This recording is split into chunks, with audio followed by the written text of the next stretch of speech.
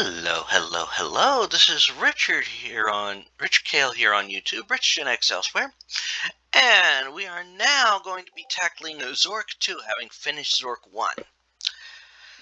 As you remember, we left off inside the barrow.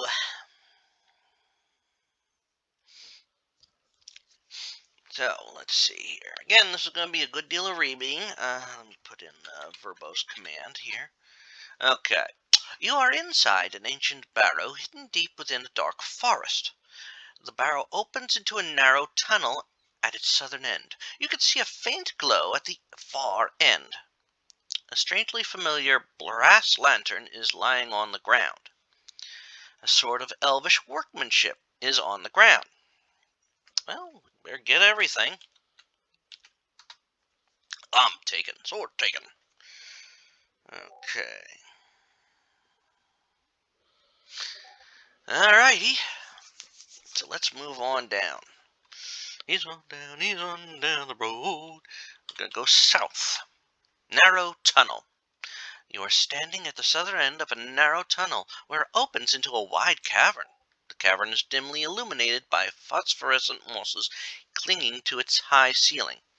A deep ravine winds through the cavern, with a small stream at the bottom. The walls of the ravine are steep and crumbly. A footbridge crosses the ravine to the south. Now, this is called Zork II, the Wizard of Frobozz. Alrighty. Now let's go south again. Footbridge. You are standing on a crude but sturdy wooden footbridge crossing a deep ravine. The path runs north and south from here. Okay. Alright. Still good, still good. So let's go south a third time. Great Cavern. This is the center of the Great Cavern, carved out of the limestone. Stalactites and stalagmites of many sizes are everywhere. And remember to tell the difference between them, as Mr. Rubius Hagrid has said, one spelled with an M.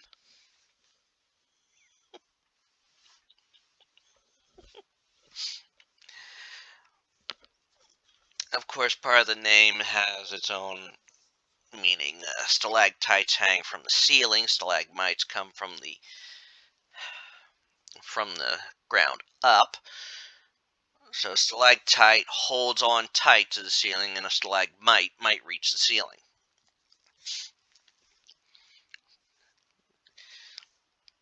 Some could say that they are formed in tandem. Okay, so we went south 3 times, so let's go southwest. Okay, let's continue. The room glows with dim light provided by the phosphorescent moss, and weird shadows move all around you. A narrow path winds southwest among the stalagmites, and another leads northeast. This is standard with this game series. You may not have noticed it in the first one if you were just watching the video, but when you play the game, one of the first things you will get to notice is that even if you go south, it doesn't mean you have to go north to return. Southwest. Shallow Ford. No relation to Ford Prefect. Or Harrison Ford. You are at the southern edge of a great cavern. To the south, across the shallow ford, is a dark tunnel which looks like it was once enlarged and smoothed. To the north, a narrow path winds among stalagmites. Dim light illuminates the cavern. Okay, hey, we're doing good. Alright, I'm going to turn on my lantern. Conserve the lantern. South. Dark tunnel. This is a dark tunnel with dim lights to the northeast. The tunnel is smooth but dusty and filled with twigs and leaves, debris which becomes deeper as the tunnel branches into a wide corridor leading southwest and a narrower one leading southeast. And remember, we need the light to fend off the grooves. That was your default thing if you had your light off. If you try to move out of the light or further into the darkness, a Gru would attack you. They shun the light. And even then, you don't ever get to actually see a Gru until much later in the franchise. Alrighty. And even then, it's a young one. Okay, let's go southeast. North end of the garden. This is the northern end of a formal garden. Hedges hide the cavern walls, and if you don't look up, the illusion is of a cloudy day outside. The light comes from a large growth of glowing mosses on the roof of the cave. A break in the hedge is almost overgrown to the north. A carefully manicured path leads south. In the center of a rose bed is a small open structure painted white. It appears to be a gazebo.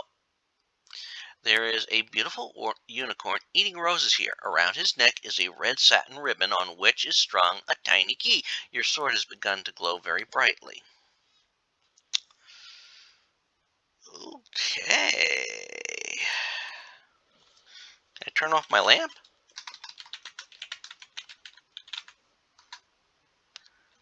Okay, it's all okay. Good. Hey, we can save it. Okay, am I glad? My sword is I guess my sword has stopped glowing for some reason. There must have been a reason for that.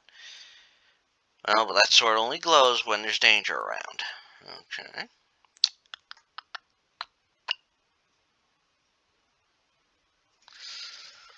Alright. Enter Gazebo. There is a gazebo in the midst of a formal garden. It is cool and restful here. A tea table adorns the center of the gazebo. Sitting on the table is a matchbook, a china teapot, a placemat, a newspaper, a letter opener.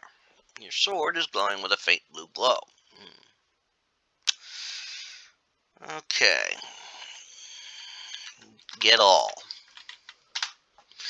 Matchbook, china teapot, placemat, newspaper, letter opener, all taken. Good, good, good, good, good.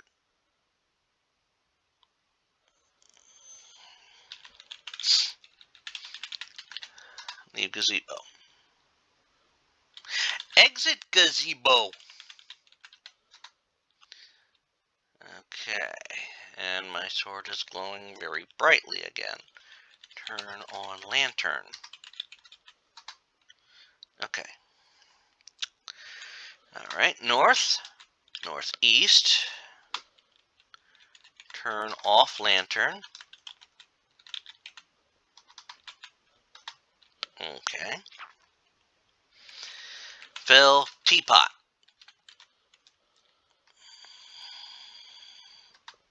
This teapot is now full of water. Good, we got that.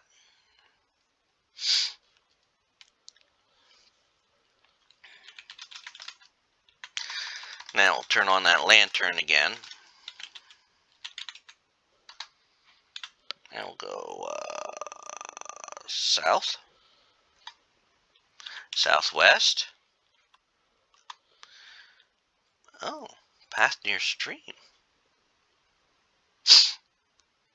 Did I get the right path? Let's see. South, southwest. Yeah.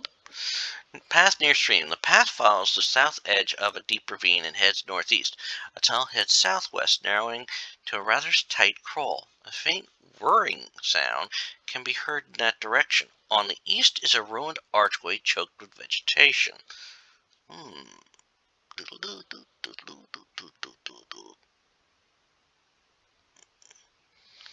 Alright, let's go southwest. Carousel room. You are in a large circular room whose high ceiling is lost in gloom. 8 identical passages leave the room. A loud whirring sound comes from all around, and you feel sort of disoriented in here. Okay.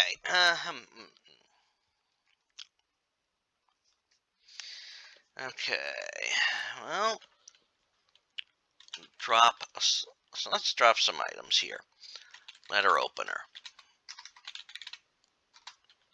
Drop newspaper. I might need that later. I'll check it out later. See, newspaper. Drop placemat.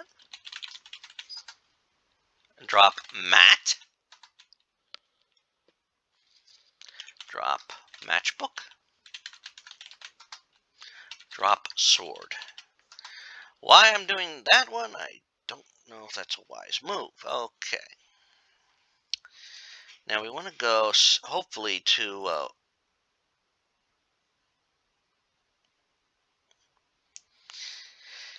because there are 8 rooms that we can end up in. And because this thing is spinning around, it's going to be a random shot in the dark. The room we want to go is actually southeast of the carousel. So we're going to try southeast first. You are not sure which direction is which. The room is very disorienting, and we enter the topiary. The topiary is east of the carousel room, so we're going to head back over into it because we don't want the topiary just yet. Okay. Matchbook says visit Zork I here. That's in-game plugging there. Alright, let's try southeast again. Okay, west, southeast. Cobwebby corridor. Yeah, we're gonna go back up there. Alright, southeast. Ah! We have entered the Riddle Room. It took us maybe 3-4 tries there. Okay, this is a room which is bare on all sides. There is an exit down in the northwest corner of the room. To the east is a great closed door made of stone. Above the stone, the following words are written: "No man shall pass this door without solving this riddle." What is tall as a house, round as a cup, and all the king's horses can't draw it up?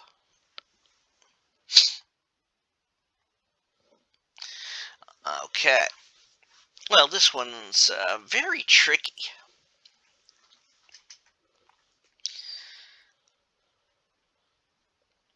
And if you've never ever seen an actual, water well, those things can be very deep. In fact, they can be as tall as a house, and of course round as a cup. And no amount of horses, I think, could draw that up. So, let's say a well. A well. Say a well. There's a deafening clap of thunder, and the stone door quietly swings open to reveal a passageway beyond. Yes. All right. Let's go east. Since we've now opened that door. Pearl Room. This is a former broom closet. The exits are to the east and west. There's a pearl necklace with hundreds of large pearls. We'll get those pearls later. Circular Room. This is a damp circular room whose walls are made of brick and mortar. The roof of this room is not visible, but there appears to be some etchings on the walls. There's a passageway to the west.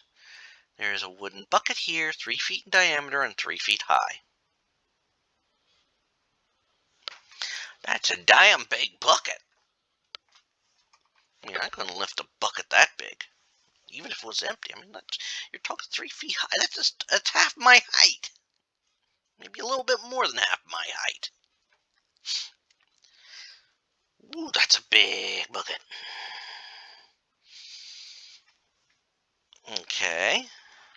Get in bucket. You are now in the wooden bucket. pour water in bucket. There's now a puddle in the bottom of the wooden bucket. The bucket rises and comes to the top to a stop.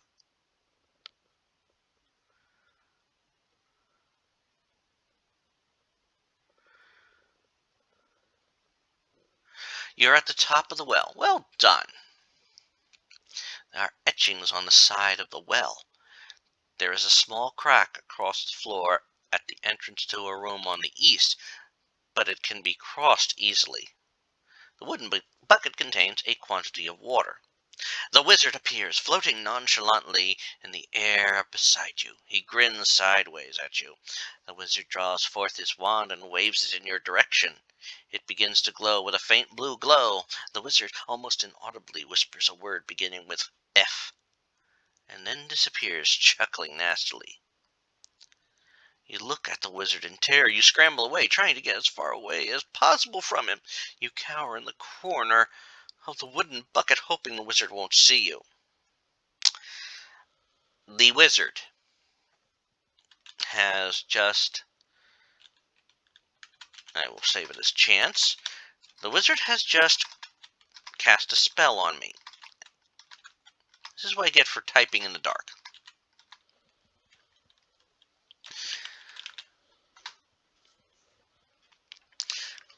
The wizard has the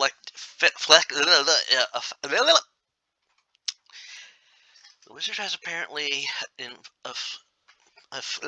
cast on me a tongue-tied spell as well as a fear spell. Ooh.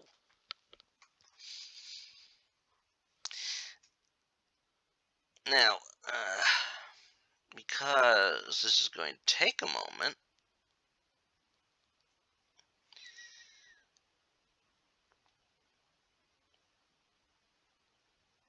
I'm going to have a moment here where I recover. Let's see, look. Alright. Hopefully that's passed now. Get out of bucket. You're on your own feet. Good. Check my inventory. China teapot and a lamp. Turn off a lamp. Up. Okay. Turn on a lamp. So it's pitch black. I didn't want pitch black. Okay. Go east.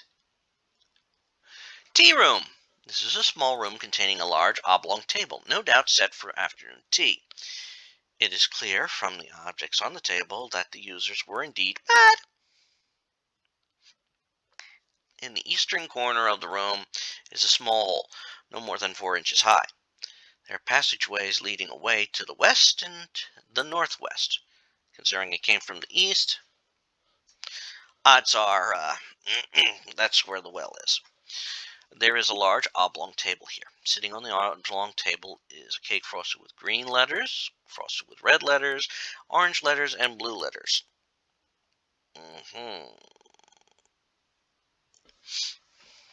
Take green cake. Take red cake. Take blue cake. Read orange cake. The first letter is a capital E. The rest is too small, too large. No. Put back orange. Drop orange cake. Dropped. Okay, I didn't want the orange cake. I just wanted to read it. Okay. Eat green cake. Suddenly, the room appears to have become very large, although everything you are carrying seems to be its normal size. Posts room. This is an enormous room, in the center of which are 4 wooden posts, delineating a rectangular area, above which is what appears to be a wooden roof. In fact, all objects in this room appear to be abnormally large. To the east is a passageway. There are large gaping chasms to the west and northwest. There's a cake frosted with orange letters here. Okay, well, east. This is a pool room. This is a large room, one half of which is depressed. Salty water flows from a large leak in the ceiling. The only exit is to the west. A stoppered glass flask with a skull and crossbones marking is here. The flask is filled with some clear liquid. The leak has submerged in the depressed area in a pool of tears. There's a hazy something at the deepest part of the pool.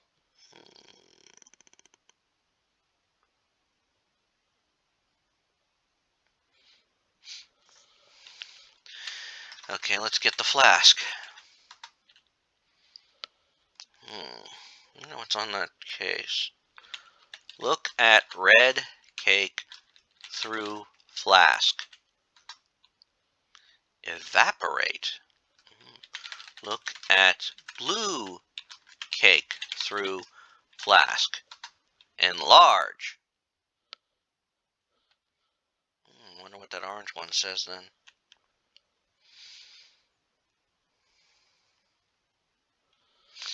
Okay, well, evaporate. Okay. Throw red cake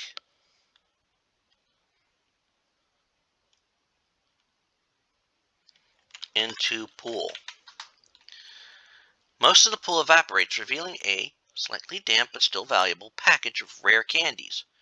The red cake must be pretty strong stuff since it remains intact. Get candies?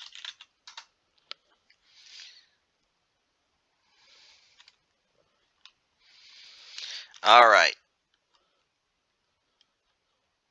I don't think I'll worry about that cake. I don't think I'll need it anymore. Okay, eat blue cake.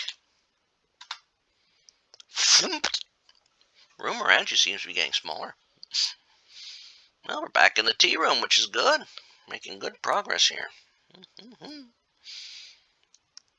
Alright. Alright, I'm going to save this as save. Default chance, okay. Take the can. Okay, so now let's go head northwest. See where that leads us. Low room. You're in a circular room with a low ceiling. There are exits to the east and southeast. There's a green piece of paper here. There's a robot here.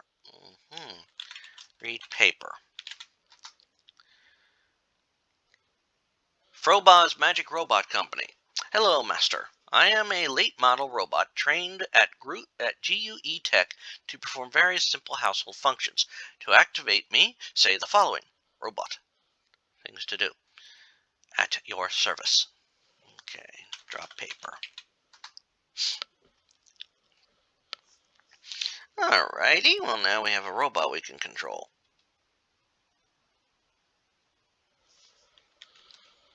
Tell robot, go east. Where buzz click. The robot leaves the room. Ooh, that worked. Okay, let's go east then. Ooh. Machine room. This is a large room full of assorted heavy machinery, whirring noisily. The room smells of burned resistors. Along one wall are 3 buttons, which are, respectively, round, triangular, and square. Naturally, above these buttons are instructions written in EBCDIC. A large sign in English above all the buttons says danger, high voltage. There are exits to the west and the south. There's a robot here.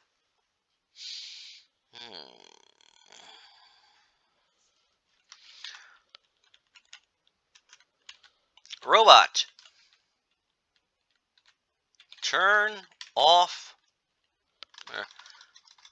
Push triangular button.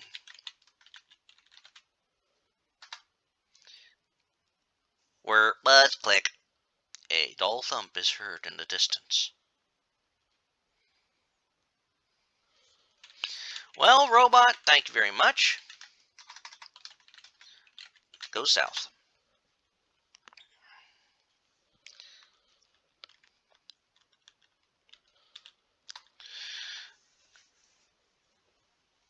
Dinghy Closet. This is a dinghy closet adjacent to a large room to the north. Chiseled into a wall are these words. Protected by Frobozz Magic Alarm Company. Hello, footpad. There doesn't seem to be a footpad here. However, there's a robot. There is a beautiful red crystal sphere here. And you suddenly decide that the wizard isn't that terrifying. Well,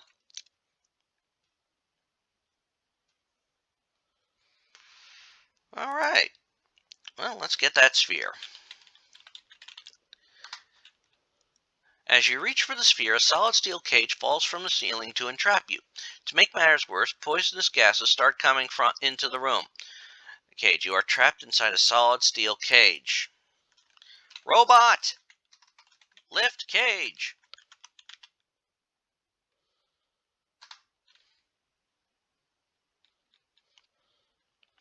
The cage shakes and is hurled across the room. It's hard to say, but the robot appears to be smiling.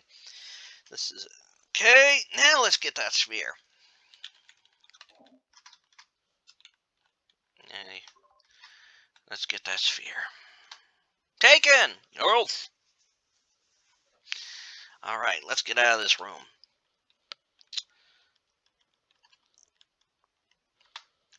Okay, west. Okay.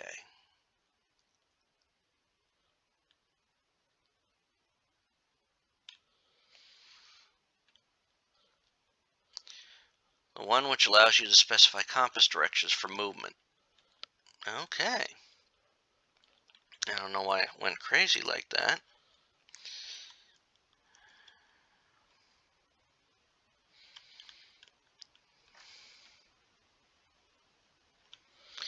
Let's try southeast.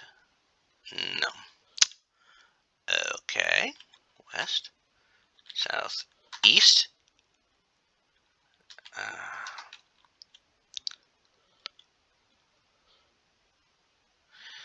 Okay, back. How am I getting in the machine room? A strange little man in a long cloak appears suddenly in the room. He is wearing a high pointed hat embroidered with astrological signs. He has a long, stringy, and unkempt beard. The wizard draws forth his wand and waves it in your direction.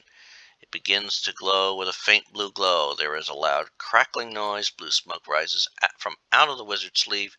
He sighs and disappears. He just tried to do something to me. Okay. Southeast. D room. Good. We got in the right room. Thank you. Yes. All right. Now we got here. Alrighty, let's go west. Get in bucket.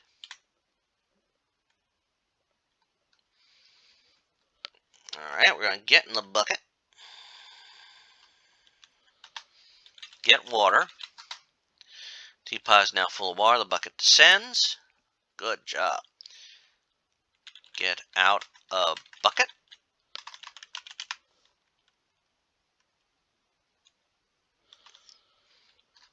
Drop teapot. Dropped.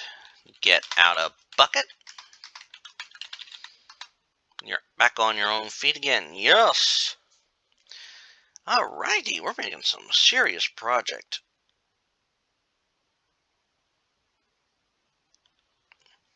Alright, let's go west. Get that pearl necklace. Taken. And we'll go west again. No. Yeah, west. And the Riddle Room, so we're going to go back northwest, and we are back in the carousel room.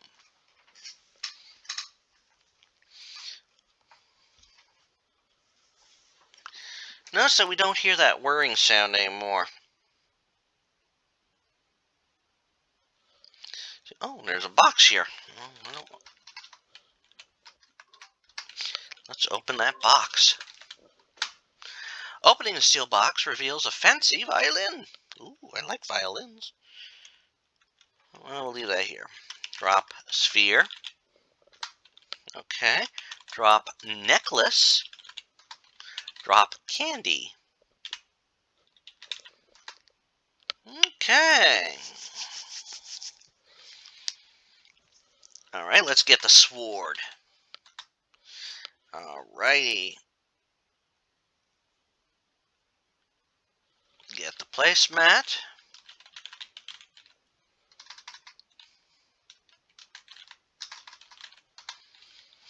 Okay, get mat. And I also want to get letter opener. Alrighty. And I think here we will call it an episode. So let's see. We have a score of 65. I don't remember what the full score is. However, we have made some nice progress. We have disabled this carousel room, it seems. So we'll be able to move things around. Or move around easier. I mean, isn't it nice that we didn't have to worry about this like Harry Potter and his friends did in Order of the Phoenix? But I hope you are enjoying this. If you've watched and listened all the way to the end, thank you very much. I appreciate that. Give the video a like and please subscribe to the channel. I appreciate that as well. I am also working my way through other games. As you know, I've worked through the 2 games set prior to this, Zork 0 and Zork I. I am also working my way through Gibbous, a Cthulhu adventure. A very fun game to play. I am working my way through Tales of Monkey Island, the last of the Monkey Island franchise, and I'm on the last chapter of that game. I am also working my way through Call of Cthulhu, the 2018 release.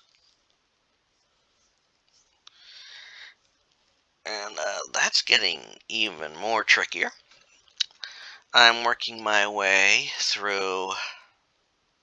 I do a bunch of runs through the game of Monstrum, and I have runs through Monstrum 2 that usually go up on a Thursday morning. I am working my way through Abduction from the same people who created Myst. I'm getting closer and closer to the end of that. I am also working my way through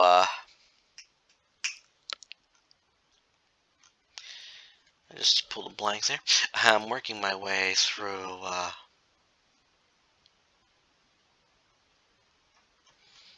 the Space Quest franchise. Currently on Space Quest 5, the next mutation.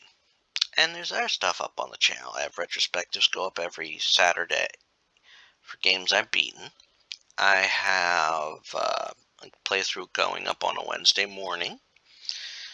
I also have prose readings going up on a Tuesday morning. So please subscribe to the channel, check everything out. I greatly appreciate it. And until next time, this is Rich Gale here on YouTube, Rich Gen X elsewhere. Bye. No, wait. Bye.